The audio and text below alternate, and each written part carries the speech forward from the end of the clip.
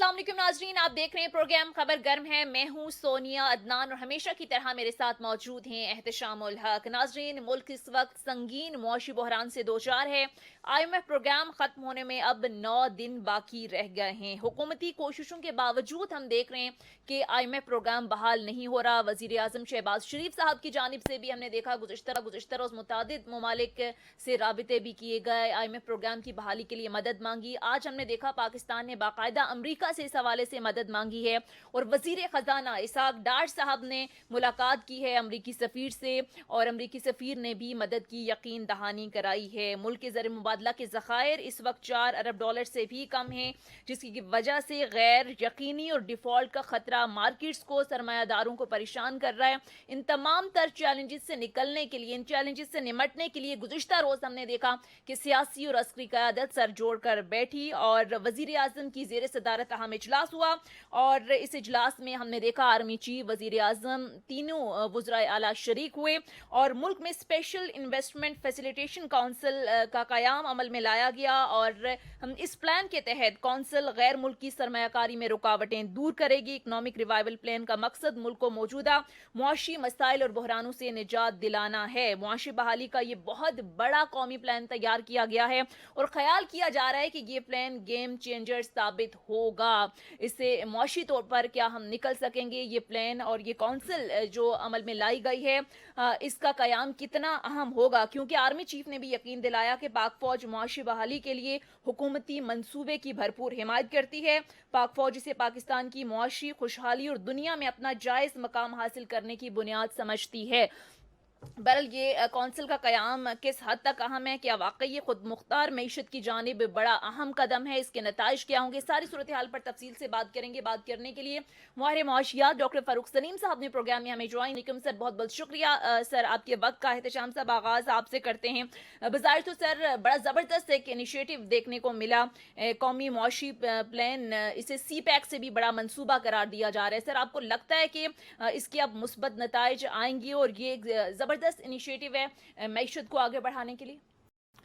सोनिया, बड़े दिनों से हम सोच रहे थे, हमें सुन रहे थे हम कि जी ये प्लान ए जो है ना वो कामयाब नहीं होता, जो कि IMF की फंडिंग का रिवाइव होना था, तो प्लान बी हमारे पास है। बीच में कहा गया कि प्लान बी नहीं है, लेकिन मुझे ज़ाती तौर पे पता है कि 4-5 महीने पहले से इस पे काम हो रहा था और स्पेशली जब आर्मी चीफ जनरल आसिम गए थे सऊदी अरब और वहाँ जाके बात की थी, उसके बाद कंसिक्वेंटली जो मीटिंग फिर मुख्तलिफ हवालों से UAE के सरबराहों से हुई, लोगों से हुई, फिर कतर के लोगों से और चाइना के लोगों से हुई, तो उसके बाद से ये प्लान जो है ना ये लग रहा था कि ये अब ये टेक ऑफ करने की पोजीशन में आ रहा है। तो इसमें बुनियादी तौर पे तो 5 बड़े सेक्टर आइडेंटिफाई किए गए। तो मेरा ख्याल है सबसे ज़्यादा इंपॉर्टेंट वही है एग्रीकल्चर।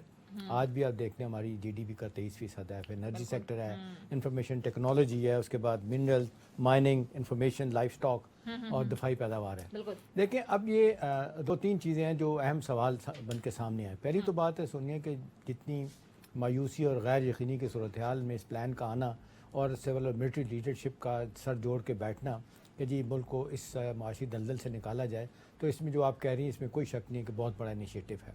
और इनिशियली मेरी तलात ये है कि 25 से 30 बिलियन डॉलर जो है ना वो कहा गया था पाकिस्तान को, आप प्रोजेक्ट लेके आएँ फौरी तौर पर काम शुरू कर सकते हैं। इसमें एक रिफाइनरी का भी शामिल होना है। सऊदी अरब की तरफ से कहा गया था रिफाइनरी के लिए $10 बिलियन एडिशनल भी आपको देंगे। तो सोनिया अब असल टेस्ट जो है ना मेरे ख्याल में ये है कि जो कल बात की गई है और बड़ा इस पर सोचा गया, सोच विचार की गई कि असल मसले का हल क्या है, जड़ क्या है। देखिए बोर्ड ऑफ इन्वेस्टमेंट पिछले 50 सालों से कायम है, लेकिन हमने हमेशा इसको नाकाम होते देखा। और मैं ज़ाती तौर पे ज़्यादातर जो चेयरमैन आए उनसे मेरी दोस्ती ताल्लुकात बड़े अच्छे रहे हैं और सब ने बड़ी कोशिश की। लेकिन सोनिया होता क्या है, बाहर से इन्वेस्टर आता है वो सबसे पहले बोर्ड ऑफ इन्वेस्टमेंट में जाता है। वो कहते हैं जी मैं ये प्रोजेक्ट लगाना चाहता हूँ, मेरे पास इतना पैसा है, मुझे ज़मीन चाहिए, मुझे और फैसिलिटीज़ चाहिए। तो वो बोर्ड ऑफ इन्वेस्टमेंट के चेयरमैन बाकी लोग मुख्तलिफ वजारतों में लेके जाते हैं जिनसे मुतल्लिक उसका प्रोजेक्ट होता है। कोई जाता है हेल्थ की तरफ जाता है, कोई कॉमर्स की तरफ जाता है, कोई इंडस्ट्री एंड प्रोडक्शन की तरफ जाता है, फाइनेंस की तरफ जाता है, प्राइवेटाइजेशन की तरफ जाता है। हर तरफ से उनको अब तक हमने ये देखा कि नाकामी का मुंह देखना पड़ा। और ये एक बज़ वर्ड हमेशा सुना, वन विंडो ऑपरेशन, यानी वो जो दुबई का कहा जाता है ना, अंडर वन रूफ, एक दिन में ही आपको पानी, बिजली, गैस हर चीज़ मिल जाएगी, लेकिन कभी हुआ नहीं। मज़द के साथ एक कर प्रैक्टिस ने हमें मार दिया। लेकिन لیکن اس مایوسی کے عالم میں سونیا یہ جس انداز سے جو بات قابل تعریف ہے کہ سر جوڑ کے ہمارے لوگ بیٹھے ہیں، اور اس میں میرا خیال ہے پرائم منسٹر سے زیادہ آرمی چیف کا میں ذاتی طور پر سمجھتا ہوں رول بہت زیادہ ہے کہ وہ بھی دیکھ رہے ہیں کہ بھی معیشت اگر ٹھیک نہیں ہے تو کیسے چیزیں ٹھیک ہوں گی. اس کو دیکھتے ہوئے تو یہ لگتا ہے کہ واقعی پلان بی میں جان ہے. اور دوسرا اگر آپ ڈاکٹر مصدق ملک جو انرجی کے منسٹر ہیں جو وہ بات کر رہے ہیں، وہ کہتے ہیں کہ جی پریشان کن بات آج بھی ہمارے لیے یہ ہے کہ یہ اس وقت جو غیر یقینی کی صورتحال ہے نا، وہ کہتے ہیں یہ خطرناک ہے. ویسے تو وہ کہہ رہے ہیں کہ اگلے 7 سال میں $112 بلین کی انویسٹمنٹ آئے گی ہمارے پاس. ساتھ وہ یہ بھی کہہ رہے ہیں کہ یہ ہمارا LNG کا ایک پروجیکٹ لگنا تھا، وہ ابھی تک تھرو نہیں ہو سکا، اس سے اب سودا نہیں طے ہوا باہر کے لوگوں سے. اس کی وجہ یہ ہے کہ غیر یقینی کی صورتحال. تو یہ لانگ ٹرم ہے احتشام صاحب، یا آپ کو لگتا ہے شارٹ ٹرم میں بھی اس کا کوئی فائدہ ہوگا؟ شارٹ ٹرم میں تو یہی فائدہ ہوگا کہ اس کا پرسیپشن بلڈنگ بہت زبردست ہوگی. یہ کہا جا رہا ہے کہ جی وہ ٹیکنیکل ڈیفالٹ ہو گیا، ساورن ڈیفالٹ ہونے جا رہا ہے. اب بڑا اسٹرانگ میسج آئے گا دنیا کو، ہمارے انویسٹرز کو، انڈسٹری کو، لوگوں کو جائے گا، میڈیا کو، سول سوسائٹی کو، جو بھی لوگ کرتے دھرتے ہیں دنیا میں اور یہاں پہ، کہ جی اب پاکستان میں ایک سیریسنس نظر آ رہی ہے. اور خاص طور پہ سونیا دیکھیں فورن ڈائریکٹ انویسٹمنٹ، وہ جو کہتے ہیں آج بھی بڑا کمپوننٹ ہے آپ کی GDP میں. اگر فورن ڈائریکٹ انویسٹمنٹ جو بالکل آلموسٹ ختم ہو گئی ہے، وہ اگر آخری آئی تھی مجھے یاد ہے مشرف صاحب کے زمانے میں $8 بلین 2007-8 میں، اس کے بعد ہم دیکھتے ہیں مشکل سے 700-800 1 بلین سے زیادہ نہیں آئی، اس لیے کہ حالات ایسے بن گئے. تو یہ ہے کہ ان کو ایک بہت بڑا انسینٹو دیا جا رہا ہے، وہ آئیں گے. اب یہ دیکھنا ہے کہ عمل درآمد کیسے ہوگا. اور دوسری بات یہ کہ کیا فسکل انسینٹو دیے جائیں گے. یہ جو ہم کہتے ہیں as of doing business, cost of doing business بہت ہائی ہے، پانی بجلی گیس مہنگی، کیا ان کو اسپیشل انسینٹو دیے جائیں گے. میرا اپنا خیال ہے سونے کہ اس پہ ڈیفینیٹلی کام ہو رہا ہوگا، اور بدلتے ہوئے حالات میں یہ ایک ہوا کا ایک بڑا اچھا جھونکا ہے، ایک زبردست انیشیٹو ہے. اور سب سے اہم سوال وہی احتشام کے صاحب کے اس پر عمل درآمد کتنا اہم ہوگا اور کیسے ہوگا. ڈاکٹر صاحب، معاشی حوالے سے ملک اس وقت جس بحران میں ہے، جس دلدل میں ہم پھنس چکے ہیں، ظاہر ہے سب نے اپنے حصے کا رول پلے کرنا ہے، چاہے پولیٹیکل لیڈرشپ ہو، چاہے آرمی ہو، چاہے سول بیوروکریسی ہو. گزشتہ روز بھی ظاہر ہے سب سر جوڑ کر بیٹھے اور مسئلے کا کچھ حل نکالنے کے لیے ایٹ لیسٹ ایک انیشیٹو، ایک پلان دیا. آپ کو سر کیا لگتا ہے یہ پلان حقیقت کے کتنے قریب ہے، اور آپ کو لگتا ہے کہ ہم ان چیلنجز سے نکل سکیں گے؟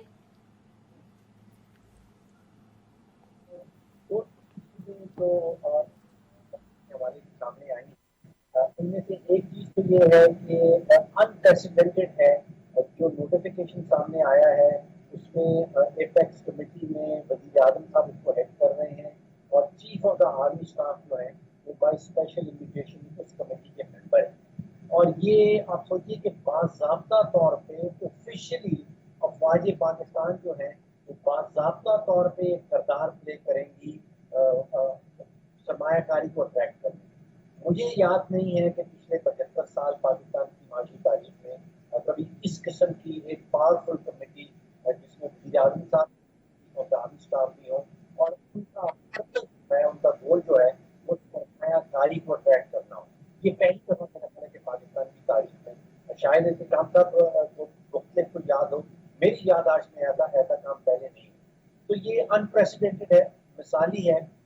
جو سیکٹر ہیں وہ فاروق سلیم صاحب، ہم آپ کو صحیح طرح سے سن نہیں پا رہے. میں دوبارہ آپ کی طرف آؤں گی، لیکن احتشام صاحب ظاہر ہے یہ جو معاشی بحالی کا ایک پلان دیا گیا ہے اس میں بہت زیادہ کیا گیا ہے کہ کس طرح سے جو بیرونی سرمایہ کار ہیں ان کو پاکستان لے کر آنا ہے.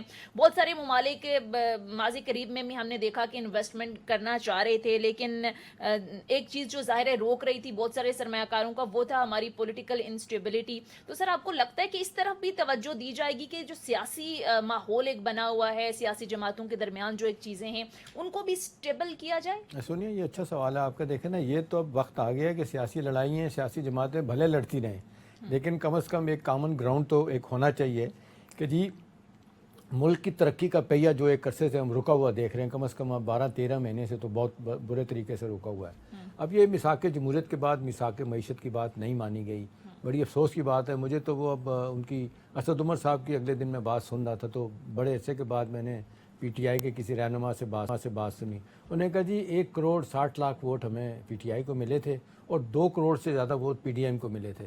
تو یہ کیا کہتے ہیں، یہ افسوسناک بات نہیں ہے کہ ہم کہیں کہ آپ سے بات نہیں کریں گے، ہم نے آپ سے بات نہیں کرنی. پارلیمنٹ کی آپ بھی پارٹیز ہیں. تو میرا خیال ہے یہ جو ضد اور انا کی ہم ایک عرصے سے دیکھ رہے ہیں بہتات پاکستان میں، اس نے بڑے مسائل پیدا کیے، لیکن چلیں اب نہیں جاتے پرانی باتوں میں، اب یہ انیشیٹو ہے، اس پہ سب کو سوچنا چاہیے، اور پھر جو بھی حکومت آئے گی سونیا، اچھا اس میں جو ایک کیچ ہے نا، جو بڑی کیچ نہیں ہے بلکہ امپورٹنٹ بات ہے، یہ سارے ڈیزگنیٹڈ ساری یہ جس کو کہتے ہیں پوسٹ ہوگی، مطلب یہ ہے کہ آج جو کابی اس کونسل کے ممبرس ہیں، کل جب حکومت آئے گی اس میں وہی فائنانس منسٹر ہوں گے، وہی جو کنسرن منسٹر بیٹھے ہوں گے، پرائم منسٹر، آرمی چیف ہوں گے، لہٰذا کل جو بدلتے اولاد میں کوئی بھی بیٹھا ہوگا نا، ان کو یہ نہیں ہوگا کہ جی یہ تو کسی اور کا پروجیکٹ شروع کیا ہے. ایک یہ تنقید احتشام صاحب یہ بھی ہوتی ہے نا کہ 4 ماہ کی گورنمنٹ ہے اور 5 سال کا ایک پلان بنا دیے. دیکھیں 5 سال کا یہ پلان اسی طرح بنایا گیا. سنیے دیکھیں نا، ویسے تو آپ دیکھ لیں جس طرح انہوں نے 35 سال کا ایک پروگرام دیا ہوا ہے 2035 تک کا اپنے احسن اقبال صاحب نے، اگر عمل کیا جائے تو کوئی بھی حکومت ہو، وہ جو کہہ رہے ہیں کہ اس وقت ہماری اکانومی جو اس وقت 330 بلین کی رہ گئی ہے، 370 کی ہو گئی تھی، تو یہ وہ کہہ رہے ہیں کہ 1 ٹریلین تک لے جائیں گے، تو یہ ہو سکتا ہے نا. مطلب اس پہ تھوڑی دیر کے لیے ہم اپنے سیاسی اہداف اگر اچیو نہیں ہوتے تو ان کو چھوڑ دیں، ملک کے اہداف حاصل کرنے کی کوشش کریں. ایک بڑی سنسیئر ایک آنیسٹی کے ساتھ ایک ایفرٹ کیا گیا ہے، تو اس میں سب کو شامل ہونا چاہیے. اور بائی دی وے سونیا، آپ مجھے بتائیں کل جو بھی حکومت آئے گی، اگر ان کو ان برے حالات کا سامنا کرنا پڑے گا، اگر جاب کریشن نہیں ہوگی، پاورٹی نہیں ہوگی، روزگار کے مواقع نہیں ملیں گے، ان کے لیے مسائل مشکلات ہوں گی، تو بہتر ان کے لیے یہی ہوگا کہ وہ اس کا پارٹ بنے. اور پھر یہ جو سی پیک سے بڑی بات ہو رہی ہے، دیکھیں نا سی پیک کے پروجیکٹس میں بہت ساری چیزیں ہوئی بھی ہیں، بہت ساری چیزیں نہیں بھی ہوئیں. اس میں جو 9 اکنامک زون بننے تھے جہاں سے جاب کریشن ہونی تھی وہ نہیں ہو سکی. اور پھر معذرت کے ساتھ یہ کہا جاتا ہے کہ جی چائنیز جو ہے نا وہ اسکلڈ لیبر اپنی لے کے آتے ہیں، انسکلڈ جو تھوڑی بہت ہوتی ہے لیبرز کی وہ ہم سے لے لیتے ہیں. تو یہ اس لحاظ سے دیکھا جائے تو یہ انیشیٹو اور یہ اس کو کہتے ہیں انڈیجنس، یہ خالصتاً یہ ہمارا ایک پروجیکٹ ہوگا ملک کا، جو یہ بیٹھ کے فیصلہ کرے گا. ہمیشہ ہم نے دیکھا یہ سول اور پبلک پارٹنرشپ دیکھی، اب سول اور ملٹری پارٹنرشپ مجھے نظر آتی، دیکھ رہا ہوں اس کو میں، اور اس کو دیانتداری کے ساتھ آگے لے جانے کا میرا خیال ہے سب کا اس وقت انٹرسٹ یہی ہے سونیا کہ فاروق اس سلیم ملک کو. صاحب سر غالباً جوائن کر جی چکے ہیں. جی فاروق سلیم صاحب آپ کنٹینیو کیجیے. میں کہہ رہی ہوں کہ رہا تھا کہ انپریسیڈنٹڈ ہے، کافی ہے، پہلے پاکستان کی تاریخ میں ایسا کام ہوا نہیں. جو سیکٹر ہے وہ ان کی نشاندہی کر دی گئی ہے، جو بورڈ رکھے گئے ہیں، $70 ارب کا بورڈ ہے ایکسپورٹ کا، اور 100 ارب سے زیادہ کی فورن ڈائریکٹ انویسٹمنٹ کا بورڈ ہے. جو اضافی نوکریاں نکلیں گی وہ بھی 15 سے 20 لاکھ ڈائریکٹ ہیں اور کوئی 75 لاکھ سے 1 کروڑ انڈائریکٹ ہیں. جو 3 چیزوں کا ذکر کر رہے تھے تھوڑی دیر پہلے احتشام صاحب، جب سرمایہ کار آتا تھا پاکستان میں تو اس کی ایک بڑی کمپلین ہوتی تھی کہ ٹائملی ڈیسیجن نہیں ہوتا، حکومت جو ہے وہ وقت پہ فیصلہ نہیں کر پاتی. تو اب آپ سوچئے کہ ایک کاؤنسل ہے جس میں وزیر اعظم صاحب خود بیٹھے ہیں، chief of the army staff بیٹھے ہیں، تو وہ ٹائملی جو فیصلہ نہیں ہوتا تھا، میرا خیال ہے کہ فیوچر میں وہ ٹائملی فیصلہ ہو جایا کرے. پھر بیوروکریٹک ہرڈلس کا ہوتا تھا کہ بیوروکریسی جو ہے وہ روڑے اٹکاتی تھی.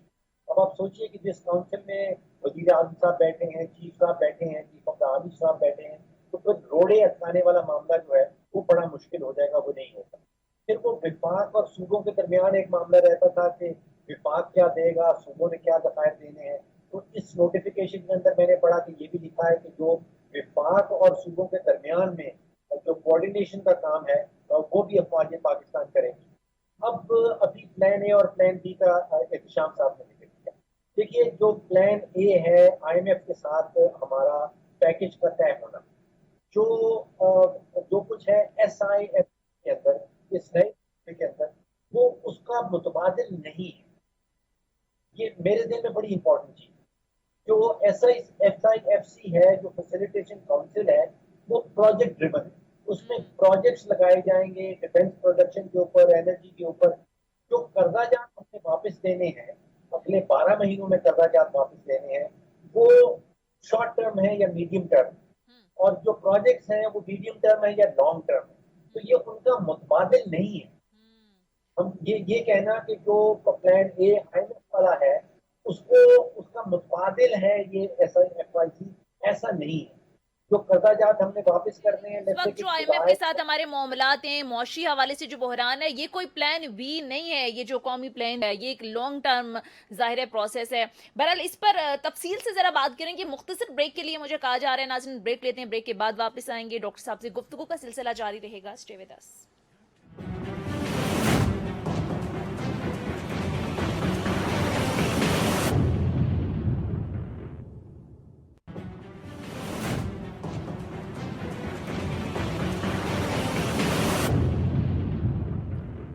ब्रेक के बाद खुश आमदीद। एहतिशाम साहब, इस वक्त जो मुआशी हवाले से जिस क्राइसिस में हम आ चुके हैं, आईएमएफ के साथ डील हो नहीं रही, बैलेंस ऑफ पेमेंट का शदीद क्राइसिस है, अगले माली साल में तकरीबन 25 अरब डॉलर्स की अदायगियां करनी है।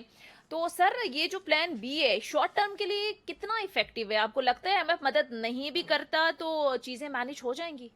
देखिए सोनिया, अब जो हालात बन रहे हैं उसमें तो लग रहा है कि हमारे दोस्त ममालिक ख़ास तौर पे सऊदी अरब, चाइना, यूएई, कतर, ये भी अपने तौर पे कह रहे हैं, और अभी तक वो भी ज़ाहिर है उन हमने जो रोल ओवर करवाने थे और जो मज़ीद पैसा उनकी तरफ से आना था स्टेट बैंक में वो नहीं आया। वो भी यही कह रहे हैं कि जी आपके लिए बेहतर ये कि आईएमएफ के प्रोग्राम में जाए, और ये इसमें कोई शक नहीं है सोनिया, सारी दुनिया कह रही है कि आईएमएफ के प्रोग्राम में जाना पड़ेगा। ये अलग बात है कि उनकी इस वक्त शायद राज साहब की बात मुझे वजन वाली लगती है कि जियो पॉलिटिक्स वो अपनी बातें मनवाना चाहते हैं कि जी श्रीलंका की तरह खुदा ना खास्ता हमारा डिफ़ॉल्ट हो, उसके बाद हमारी मदद करें। लेकिन देखें ना, वो तो अब साथ साथ चलेगा, होपफुली मैनेज हो जाएगा, इसमें नहीं तो अगली गवर्नमेंट आ जाएगी, कर लेगी। लेकिन जैसे डार साहब भी कह रहे हैं, कुछ लोगों का ख्याल है कि जी 30 दिसंबर तक तो कोई खुदा ना खास्ता चांस नहीं, हमने सारी जो पैसा देना है हर महीने, हर 2 हफ्ते 3 हफ्ते के बाद अब 400-500 मिलियन डॉलर हम वापस कर रहे हैं, ठीक है ना, सूद के साथ। मदद ना भी करे तो ये वो चलता रहेगा, मैनेज कर मतलब लेंगे मुश्किलात होगी, अच्छा। मैनेज कर लेंगे। लेकिन असल बात है सुनिए, देखें शॉर्ट टर्म में जो करने की जरूरत है ना, अभी देखें 4 बिलियन डॉलर की हमारी रेमिटेंस कम हुई है, 4 बिलियन डॉलर की एक्सपोर्ट कम हुई है। ये जो आप पूछ रही थी ना, गैर यकीनी की सूरत हाल, मायूसी, अब ये जो काउंसिल बनेगी, ज़ाहिर है ये उनके पास भी चीज़ें जाएंगी, वो भी अपने तौर पे सोचेंगे जी कहाँ गलती हुई, क्यों बैंकिंग चैनल से पैसा क्यों नहीं आ रहा बाहर से, क्यों हुंडिया वाला जो है ना उसको ज़्यादा इस्तेमाल किया जा रहा है, कौन लोग बीच में जिन्होंने पैसा बनाया, और फिर 8 बैंकों ने आपने देखा 20-25 रुपये फी एलसी पे पैसा कमाया ज़्यादा, जब वो लोग एलसी खुलवा रहे थे वो पकड़े गए, लेकिन इसके बावजूद हमने देखा कि जनाब उन पर कोई जिम्मेदारी, कोई उन पर जुर्माना नहीं हुआ। तो ये सारी चीज़ें कौंसल देखेगी कि कहाँ गलती, इसको कैसे ठीक किया जाए। मेरा अपना ख्याल है, सुनिए, जितने प्रोजेक्ट दिएंगे उसमें एक बहुत अहम है वो ज़राअत का शोबा। अब ज़राअत के शोबे को आप देख लें कि 8 करोड़ हेक्टर्स हमारी ज़री ज़मीन का हिस्सा है, जिसमें कहते हैं कि सिर्फ 2 करोड़ हेक्टर्स पे जो है ना वो काश्त हो रही है, वो अपना काबिल काश्त इलाका है। भाई उसको हम काबिल काश्त क्यों नहीं बना सकते ज़्यादा, इसके लिए एफर्ट होगा। फिर लाइफ स्टॉक, फिर उसके बाद डेयरी प्रोडक्ट, सारी दुनिया। अब देखना डेनमार्क, न्यूजीलैंड, छोटे छोटे मुल्क हैं, वो बिलियन कमाते हैं अपनी ये चीज़ें बाहर भेज के। अभी हमारा एक जो प्रोजेक्ट इनका एक है, क्या कहते हैं, उकाड़ा में, ये अफवाज पाकिस्तान का, ये वहाँ आप चले जाएँ, बेशुमार उनका जनाब चीज़, उसके बाद दूध और बेशुमार चीज़ें बनती हैं। अब मुझे नहीं पता किस सतह को एक्सपोर्ट बढ़ाने में मदद दे सकती हैं, या इसमें हुकूमत का कोई रोल होना चाहिए। तो सवाल सुनिए, सब इससे बढ़ गई है कि हुकूमत की इंटेंशंस क्या है, कितनी ज़्यादा पॉलिटिकल विल है जो मुझे इस शोबे में नज़र आ रही। एक दूसरी चीज़ है कि इम्प्लीमेंटेशन, अमल दरामद नहीं होता, आज चीज़ें तय होती हैं, अगले दिन ख़त्म हो जाती हैं। तीसरा ये जो हर्डल, बॉटल नेक्स हम जगह जगह देखते हैं ना, जो इन्वेस्टर आता है उसको वन विंडो ऑपरेशन के नाम पे जो घुमाया जाता है, पैसे मांगे जाते हैं, वो छोड़ छाड़ के चला जाता है। इसको अगर डिस्करेज करने में हम कामयाब हो गए तो ये शॉर्ट टर्म में भी हमारे लिए अच्छे नतीजे दे सकता है। ठीक है। अच्छा डॉक्टर साहब, ये जिस तरह से बात होती है कि ये मंसूबा 2035 में मुकम्मल होगा, और जिस तरह से एहतशाम साहब ने बात किया कि बड़ा हमने देखा बात होती है, बड़ा कम होता है कि उसको अमली जामा पहनाया जाए या उसको उस पर इम्प्लीमेंट भी हो जाए। तो कहा जा रहा है अगर ये सही मानों में इम्प्लीमेंट हो जाता है तो पाकिस्तान $1 ट्रिलियन की मईशत बन जाएगा।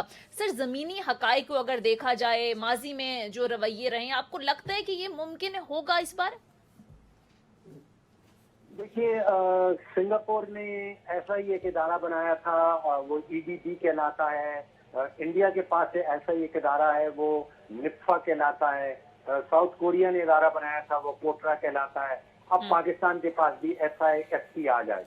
लेकिन जो पैगाम रसाई है, जो मैसेज भेजा जा रहा है आलमी दुनिया को, GCC में इन्वेस्टर्स को, वो ये है कि यहाँ पे पॉलिसी के अंदर तसलसल रहेगा।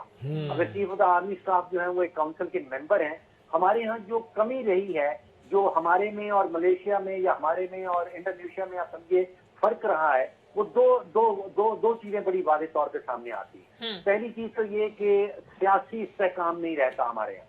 उन मुल्कों में सियासी इस्तेहकाम रहा है लंबे लंबे अरसे के लिए, 15, 20, 25 साल जो है वो सियासी इस्तेहकाम चलता है। और फिर पॉलिसी कंटिन्यूटी, यानी कि एक ही पॉलिसी जो है वो पॉलिसी में तसलसल नजर आता है।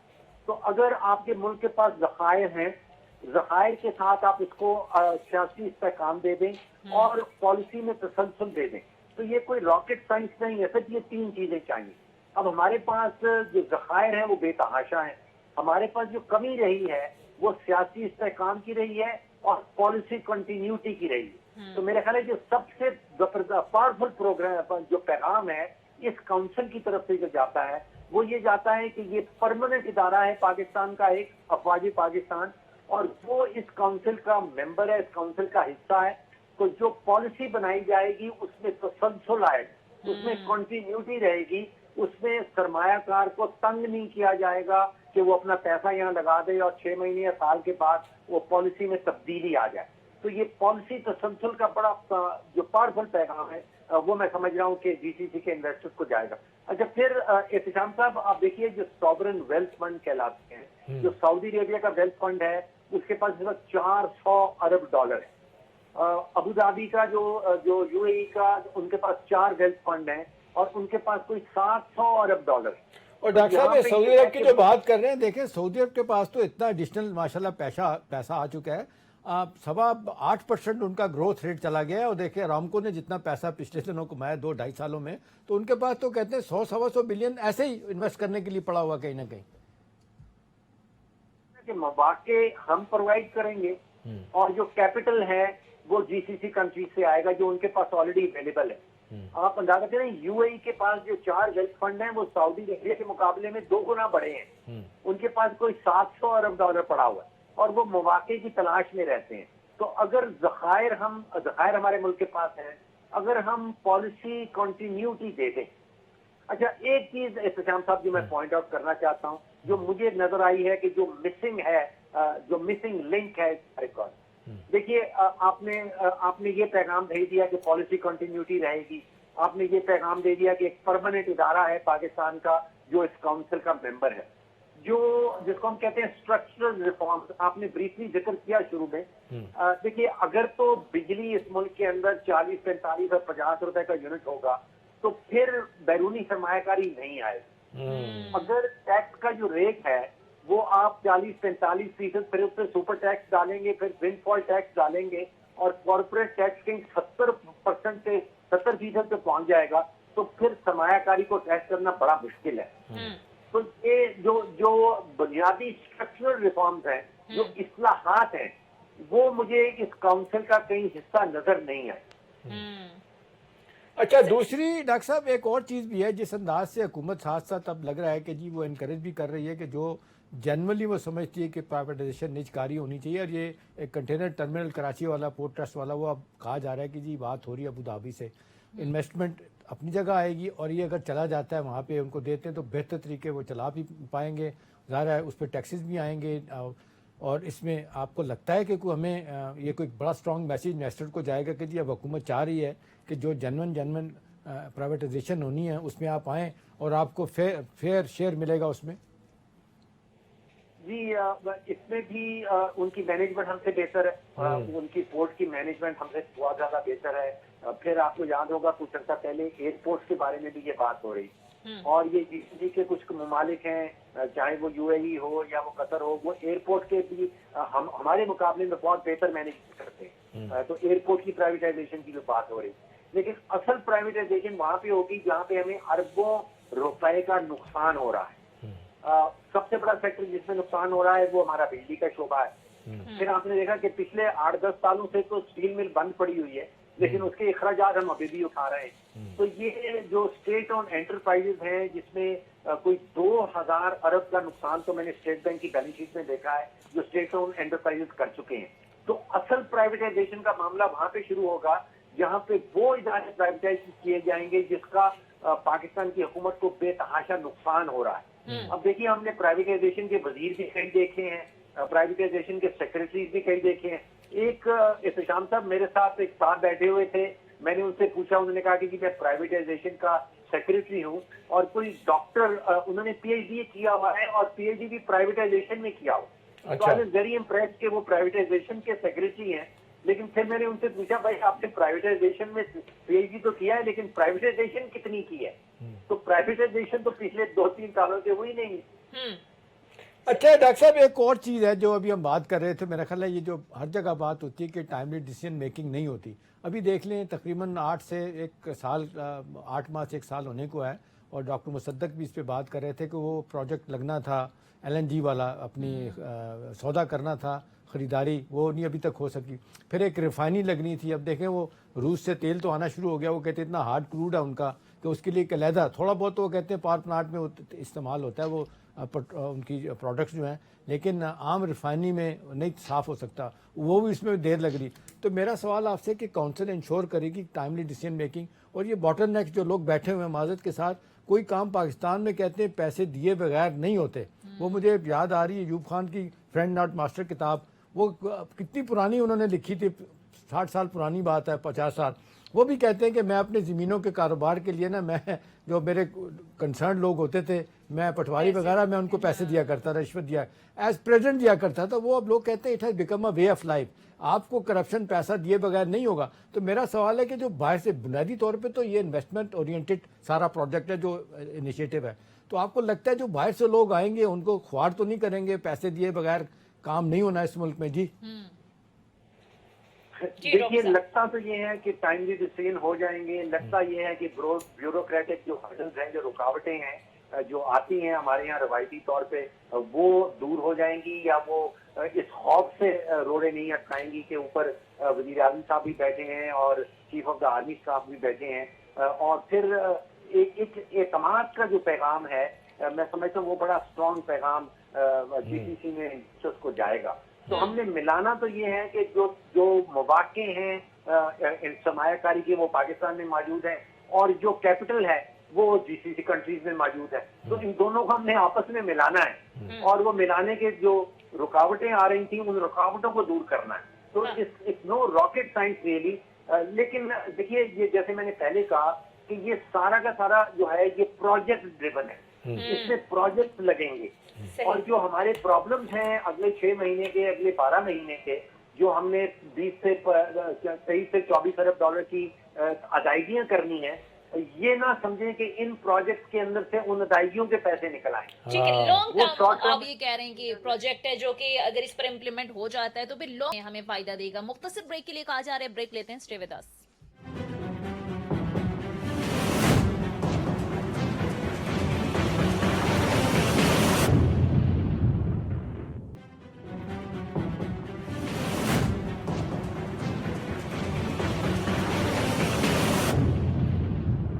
بریک کے بعد خوش آمدید. ڈاکٹر صاحب، پچھلے کچھ عرصے سے ہم دیکھ رہے ہیں کہ بے روزگاری ایک بہت بڑا مسئلہ بنا ہوا ہے، اور اس میں ہم دیکھ رہے ہیں کہ اضافہ بھی ہو رہا ہے.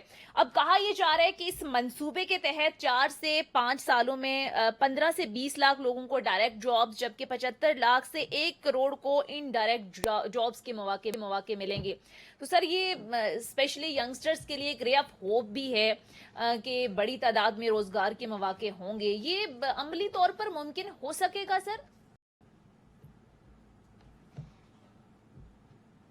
ہے اس وقت ان میں بڑی مایوسی ہے، بڑی ناراضگی ہے، اور یہ سیاسی عدم استحکام کے نتیجے میں ابھی وہ دیکھیں جو ہمارا حادثہ وہ گریس میں ہوا ہے، وہاں پہ نوجوان پاکستانی جو ہیں وہ پاکستان سے کس طرح جو ہے وہ نکلنا چاہ رہے ہیں، بھاگنا چاہ رہے ہیں.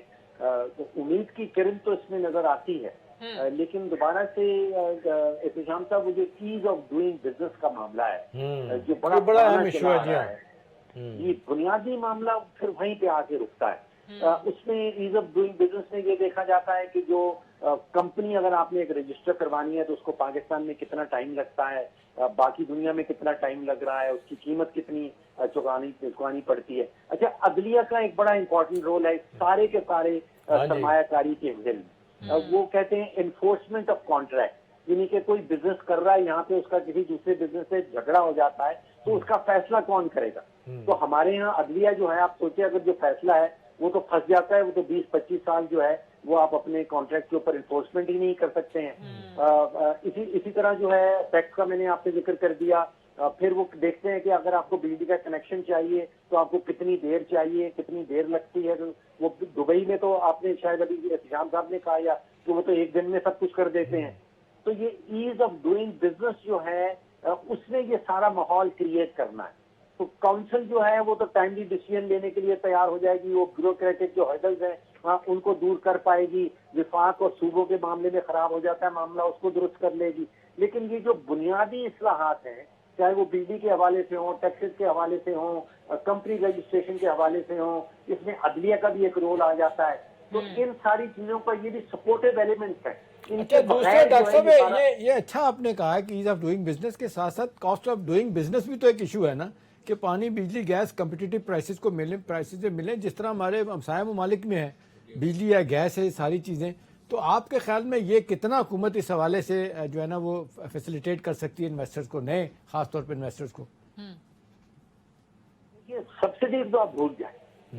یہ کہنا کہ جو بیرونی سرمایہ کار آئیں گے ان کو حکومت جو ہے وہ سستی بجلی دے دے گی, یہ ممکن نہیں رہا. حکومت کو جس کاسٹ پہ بجلی پڑ رہی ہے اس سے سستی کسی کو دے دینا, حکومت کے پاس پیسے نہیں ہیں. دیکھیے اس بجٹ میں ہم کو بجٹ بنانے والوں نے خود سے بتایا ہے کہ 6,900 ارب روپے کا خسارہ ہوگا. تو جو حکومت 6,900 ارب کا خسارہ پروجیکٹ کر رہی ہے وہ بھول جائیں کہ وہ آپ کو سستی بجلی دے دے گی یا سستی گیس دے دے گی.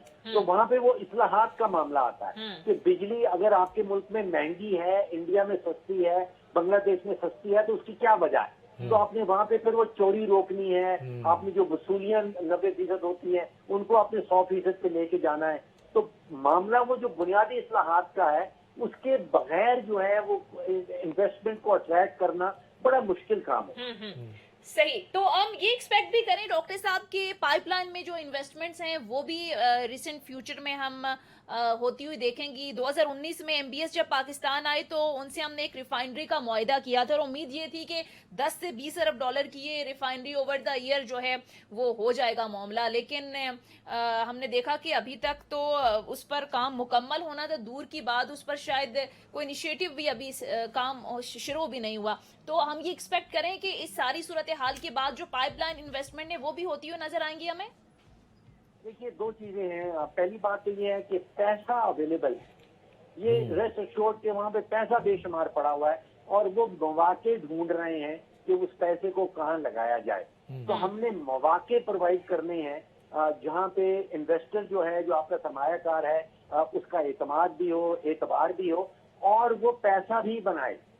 وہ جہاں پہ پاکستان کی خاطر پیسے انویسٹمنٹ کرنے نہیں آ رہے ہیں, وہ پیسہ بنانے کے لیے آ رہے ہیں. اگر یہاں پہ وہ ریفائنری لگانا چاہتے ہیں تو وہ اس کے اندر پروفٹ دیکھنا چاہتے ہیں. تو وہ پاکستان ایسا ماحول کریٹ کرنا ہوگا کہ جہاں پہ سرمایہ کار آ کے جو ہے وہ پیسہ بھی بنائے. تو پیسہ جیسے میں نے کہا وہ اویلیبل ہے. دیکھیے ابھی میری انفارمیشن یہ ہے کہ اس وقت جو یو اے کی حکومت ہے وہ $1 بلین لے کے تیار بیٹھی ہے پاکستان میں سرمایہ کاری کرنے کے لیے, اور ہماری حکومت کو کوئی ایسے اسٹیٹ اون انٹرپرائز کے شیئرز نہیں مل رہے. انتظام صاحب آپ کو یاد ہوگا کہ پچھلے سال یو اے ای والے مصر گئے تھے, ان کی ایک ٹیم مصر گئی تھی, اور انہوں نے ایک ہفتے کے اندر کوئی $2.5 ارب کی سرمایہ کاری کی ہے مصر کے اندر.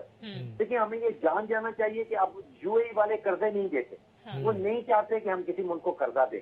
وہ یہ کہتے ہیں کہ آپ ہمیں اپنا مواقع پرووائڈ کریں, ہم اس میں سرمایہ کاری کرنا اچھا ڈاکٹر صاحب, یہ مواقع کی جو بات کی آپ نے, یہ بلوچستان کے بارے میں بڑا کہا جاتا ہے, اور یہ جو 5-6 سیکٹر ہیں اس میں مائننگ اور منرل ایک بہت بڑا سیکٹر ہے. اب کہا جا رہا ہے کہ جی تقریباً ہمارا منرلز میں $200 بلین سے بھی زیادہ وہ کہتے ہیں ذخائر ہیں. آپ کو لگتا ہے کہ اس حوالے سے بھی بہت بات کی جا رہی ہے کہ, اور وہ کہتے ہیں جی ٹھیک ہے ہم باہر کی کمپنیاں لے کے آئیں گے, پیسہ ہم لگائیں گے, سعودی عرب یو اے ای والے کمپنیاں باہر کی آئیں گے جو واقعی ایکسپرٹیز رکھتی ہیں. تو آپ کو لگتا ہے کہ یہ جو ان ٹیپ ریسورسز ہمارے ہیں اس کو بھی ہم کچھ کر پائیں گے بلوچستان میں جو ہے؟ اچھا, بڑی انٹرسٹنگ آپ نے بات کی ہے. دیکھیے کوئی 23 قسم کے معدنیات جو ہیں وہ پاکستان میں آلریڈی ان کی نشاندہی ہو چکی ہے, اور ان ساری مائنز کی جو قیمت ہے وہ احتشام صاحب کوئی $6 ٹریلین پہ جا رہی ہے. اچھا, $6 ٹریلین کی ان کی مالیت ہے آج کل کی قیمتوں کے حوالے سے.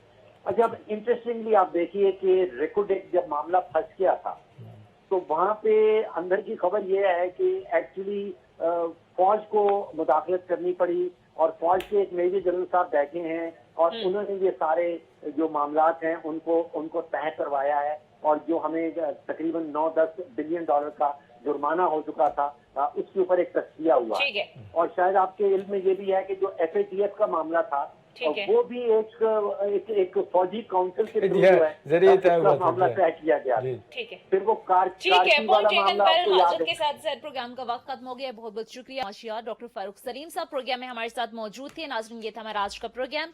फीडबैक जरूर दीजिएगा। अगले प्रोग्राम तक इजाजत दीजिए। खुदा हाफिज।